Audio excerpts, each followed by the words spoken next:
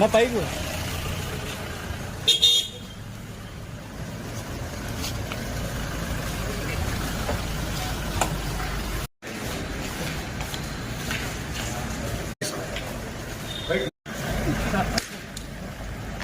పోలీసులు కొండాపురం దగ్గరకు వచ్చి అక్కడ నన్ను పోనీకుండా అడ్డుపడడం జరిగింది.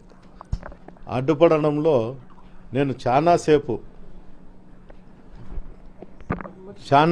నేను అక్కడ పోలీసులతో అయ్యా నేను 10 నిమిషాల్లో పోతా, ఇది ఎవరు 10 నిమిషాల్లో నేను తాడిపత్రికి పోయి నా కార్యక్రమాలు అయిపు చేసుకొని ఇంటికి పోయి నేను తిరిగి అనంతపురం వెళ్ళాలా అని చెప్పడం జరిగింది. అంతలేకే ఎస్పీ గారు మా డిఎస్పీకి ఫోన్ చేసి నాతో మాట్లాడడం జరిగింది. ఎస్పీ గారిని అడిగితే ఎంతసేపు ఉంటారని అడిగారు. 10-15 నిమిషాలు ఉంటాయంటే అయితే వెళ్ళండి అన్నారు. నేను అక్కడికి పోతానే తెలుగుదేశం కార్యకర్తలు అందరూ ఫోన్లు చేసుకొని అందరూ కూడా అటుకి రావడం జరిగింది. అక్కడ వచ్చిన తర్వాత మురళీ ప్రసాద్ రెడ్డి అని నేను వచ్చినా అని నన్ను చూడనీకి వచ్చాడు. వచ్చినప్పుడు అతని పైన దాడి చేయడానికి ప్రయత్నం చేయడంతో అతను తిప్పుకొని వెనక్కి వెళ్ళాడు. దీనికి అందరికీ కారణం ఏమంటే నేను తాడిపత్రికి వెళ్ళకూడదు అనే ఒక ఆలోచనతోనే ఈ సంఘటన జరిగింది. ముఖ్యంగా తాడిపత్రి ఎలక్షన్ సందర్భంగా జరిగిన అల్లర్ల కేసులలో చాలామంది తెలుగుదేశం నాయకులను అరెస్టు చేయకోకుండా పోవడమే ఈరోజు ఈ సంఘటనకు దారితీసింది. అంతేకాదు మటక, గ్యామ్లింగు, బంగాకు రాయలసీమ జిల్లాలలో తాడిపత్రి ప్రసిద్ధి చెందింది. ఈరోజు అసాంఘిక కార్యక్రమాలు జరుగుతానుకొని ఆ వ్యవస్థ అంతా నడిపే వాళ్ళంతా వాళ్ళ దగ్గరున్న పిల్లోళ్ళందరినీ కూడా జేసీ ఇంటి దగ్గరికి జమ చేసి వాళ్ళు మా దగ్గరకు వచ్చేటువంటి కార్యకర్తలు కానీ లీడర్ల మీద కానీ దాడి చేయడం జరుగుతుంది. ఈ సంఘటన ఈ ప్రభుత్వం వచ్చిన తర్వాత అసాంఘిక కార్యక్రమాలు పెరిగినాయి.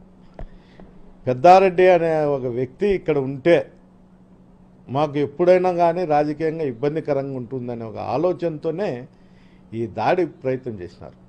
గతంలో కూడా 2006లో కూడా మా సోదరుడు తాడిపత్రిలో కంటెస్ట్ చేసినప్పుడు కూడా అప్పుడు 7,000-8,000తో ఓడిపోవడం జరిగింది ఆరోగ్య కారణాల వల్ల.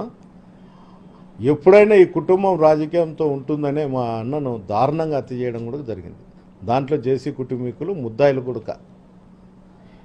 ఇదే విధంగానే ఇప్పుడు మళ్ళా అధికారం లేదు, అధికారం లేనప్పుడే నన్ను ఏదో రూపకంగా లొంగ తీసుకోవాలనే ఒక ప్రయత్నంతోనే వైఎస్ఆర్సీపీ నాయకుల మీద దాడి చేయడం జరుగుతుంది.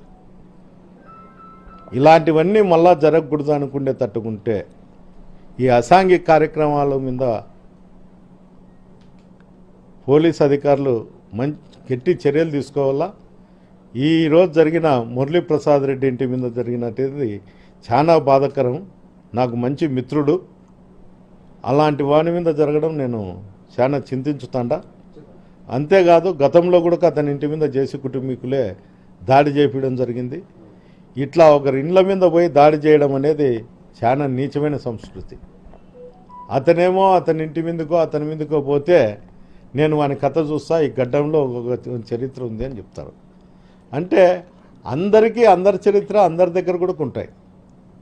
ప్రభాకర్ రెడ్డి గారు నీకు ఆరోగ్యం బాగాలేదు, రెస్ట్ తీసుకో తప్ప నన్ను తాడిపత్రికి పోకోకుండా చేయడానికి ఈ చిన్న గలాటలు చేస్తే పోలీసు అధికారులు అరికడతారనే ఆలోచన నేను మనసులోంటి తప్పుకో.